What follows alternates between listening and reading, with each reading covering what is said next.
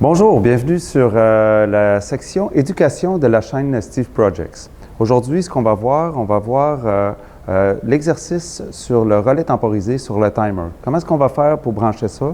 Comment ça fonctionne avec les embases?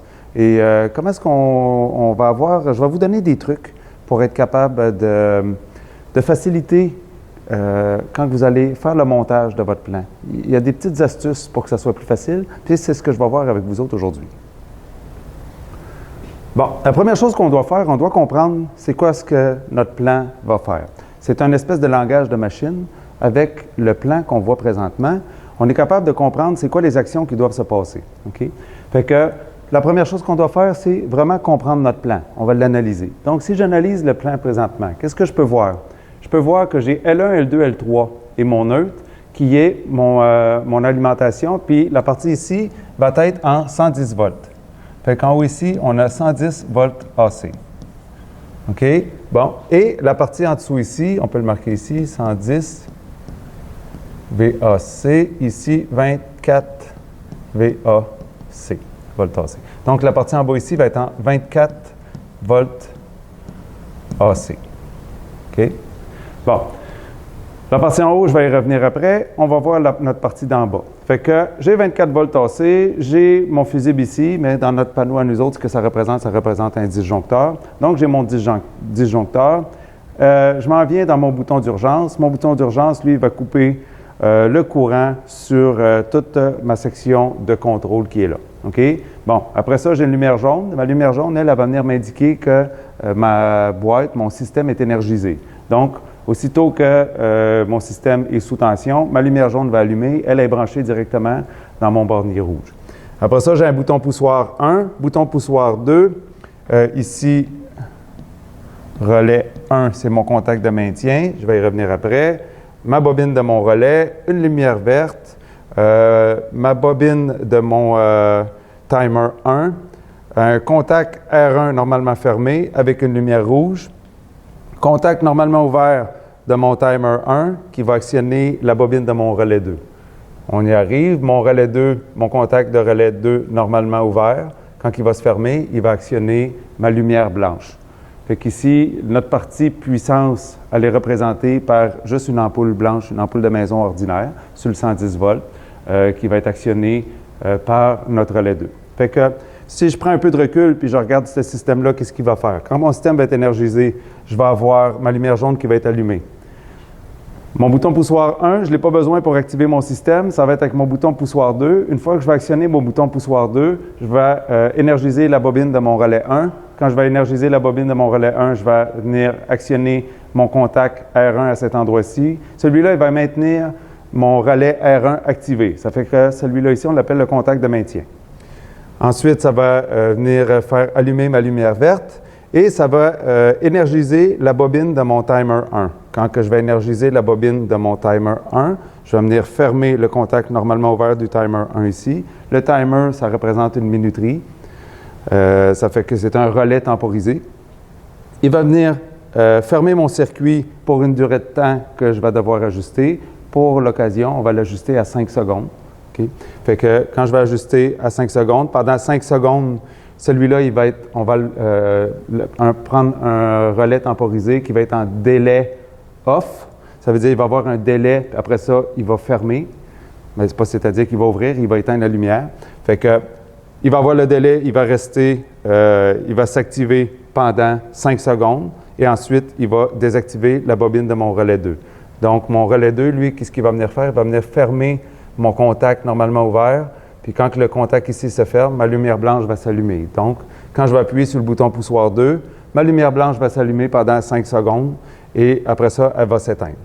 Maintenant, quand que je veux ramener mon système à zéro, c'est-à-dire d'éteindre la bobine de mon relais 1, je vais venir appuyer sur mon bouton poussoir 1, il va ouvrir mon circuit, puis il va enlever l'énergie qui s'en va à mon relais 1.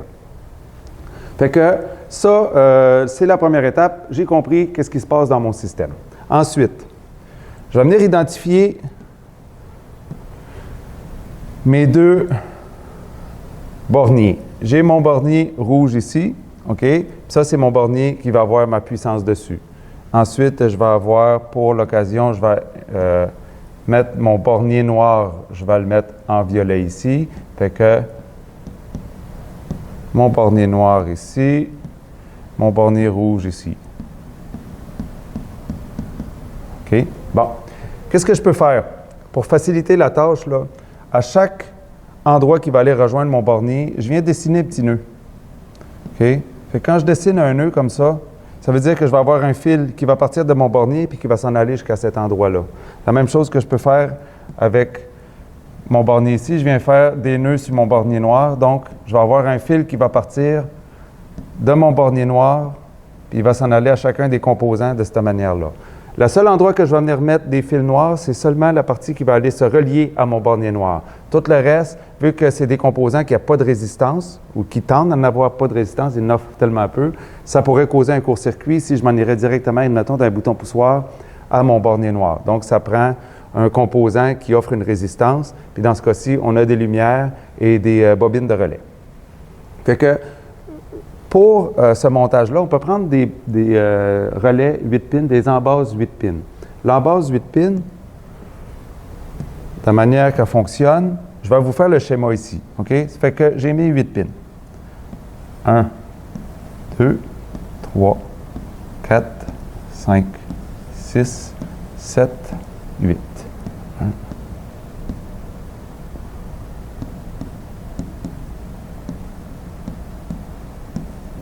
OK, bon. De la manière ça fonctionne, mon 2 et mon 7, c'est la bobine, soit de mon relais ou de mon relais temporisé ou mon relais ordinaire.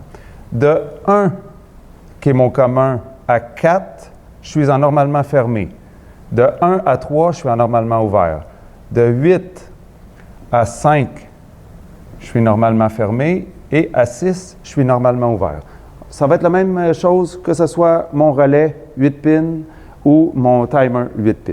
Vu que j'ai seulement sur mon relais 1 besoin de 2 contacts et un seul contact sur mon relais 2, je peux prendre un 8 pins.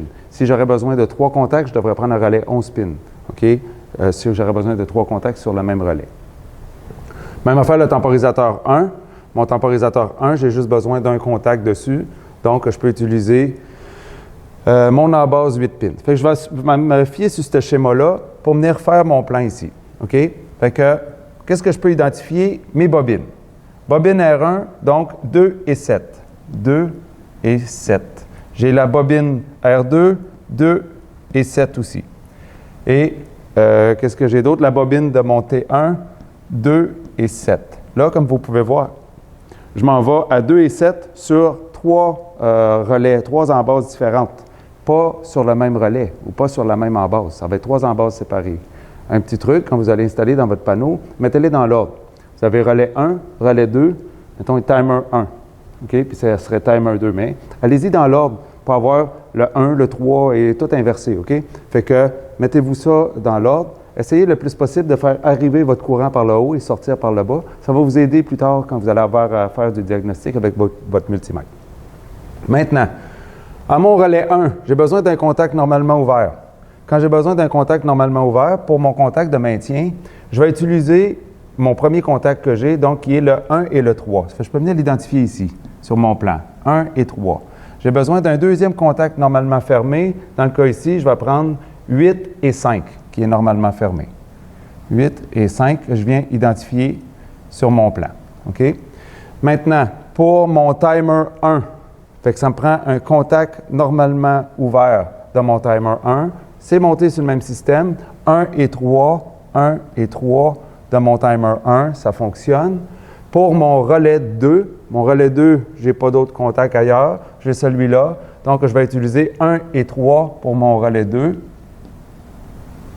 Okay. Fait comme ça, je suis déjà bien parti là, pour mon plan. Maintenant, mes lumières. X1, X2, X1, X2, X1, X2.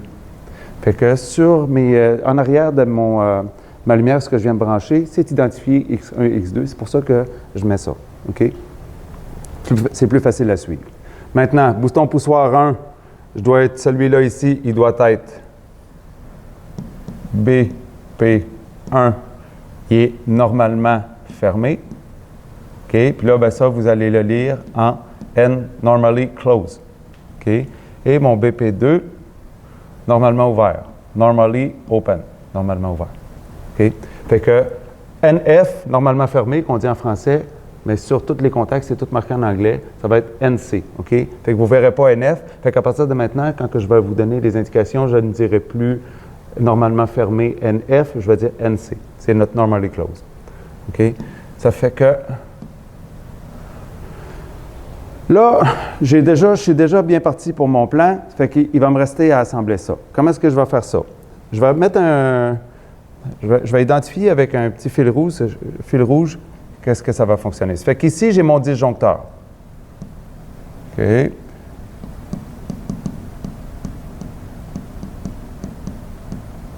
Fait que je sors de mon disjoncteur, je m'en viens alimenter avec un fil rouge mon bouton d'urgence. Je sors du bouton d'urgence, c'est lui qui va venir alimenter mon bornier rouge.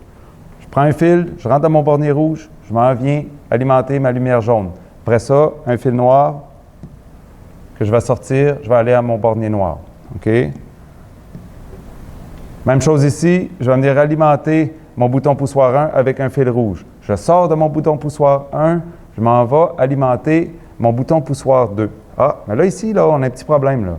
C'est que là, j'ai besoin d'un fil qui va aller alimenter mon bouton poussoir 2, un autre fil qui va aller à mon embase au numéro 1 de mon relais 1 et à mon numéro 8 de mon embase de mon relais 1. C'est un petit peu complexe au début. Les gens ont un petit peu de difficulté à comprendre que je peux tous les relier un à l'autre en autant qu'ils sont tous reliés. Je pourrais aller relier lui à lui et lui à lui et lui à lui. OK? Mais ce que j'ai trouvé, la manière la plus simple que vous puissiez intégrer ces notions-là, OK? C'est que ici, là, je vais prendre un verre, mais je viens dessiner un petit triangle ici. OK? Je peux en dessiner un autre à cet endroit-là aussi. Le triangle, là, qu'est-ce qu'il représente, lui? Mon triangle, c'est une marette.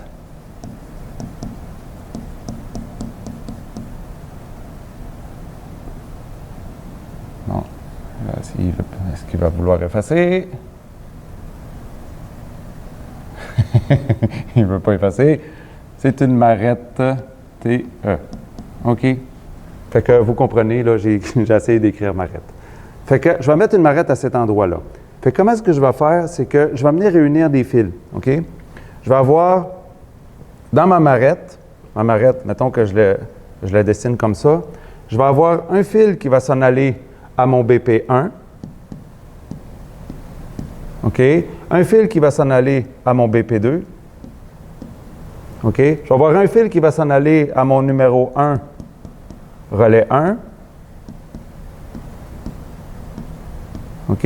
Puis je vais avoir un autre fil qui va s'en aller à numéro 8, relais 1.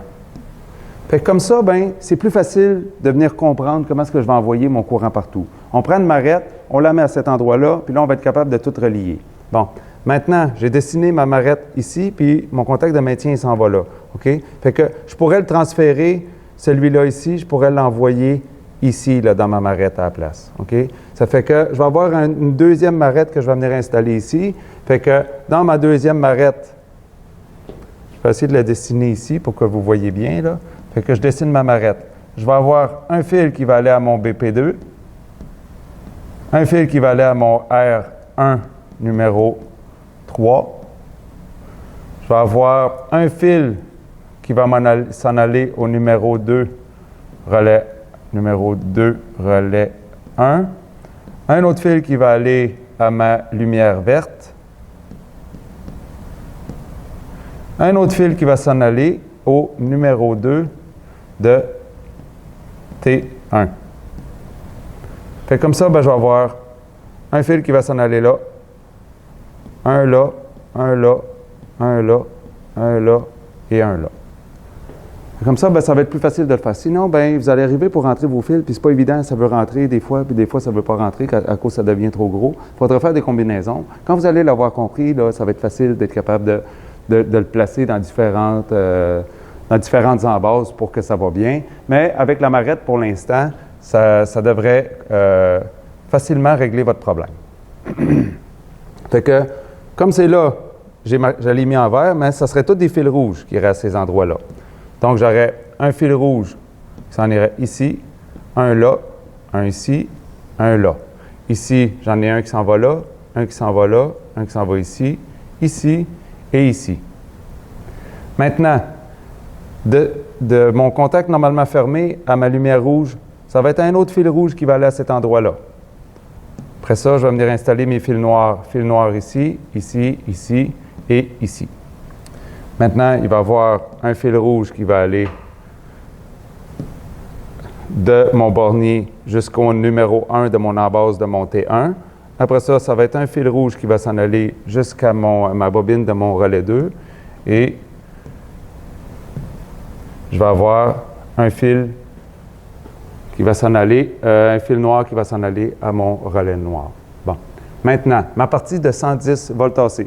En ayant fait ça, là, maintenant, ma partie en bas est branchée, c'est fonctionnel. Il faut que je vienne brancher maintenant la partie en haut. Mon ampoule, elle fonctionne sur le 110 volts. Fait que pour mon 110 volts, je vais venir prendre, juste avant mon transfo, j'ai deux fusibles. Vous allez voir là, vous avez un gros fusible ici, puis après ça, j'ai un deuxième fusible ici. OK? Ça fait que vous allez venir prendre du 110 volts juste après le fusible. Puis pour emmener le courant du 110 volts sur mon embase de mon relais 2 dans la position numéro 1, vous allez prendre un fil noir ici. OK? Parce que dans le courant alternatif, mettons le 110 volts, le noir, c'est celui qui amène le courant, puis le blanc devient le commun. OK? C'est un petit code qu'il faut respecter. Donc, ici, c'est le fil noir, puis ici, ça va être le blanc. OK? Ça fait que vous pouvez prendre un autre fil noir pour alimenter ici. Lui aussi, il va être noir. Même chose. Puis le fil blanc. Puis là, vous allez venir alimenter votre lumière blanche avec les fils comme ça.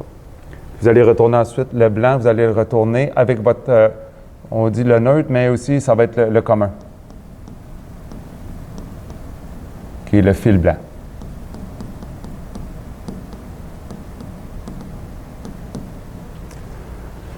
Ça fait qu'avec toutes ces informations-là, je pense que vous allez être correct pour faire votre branchement.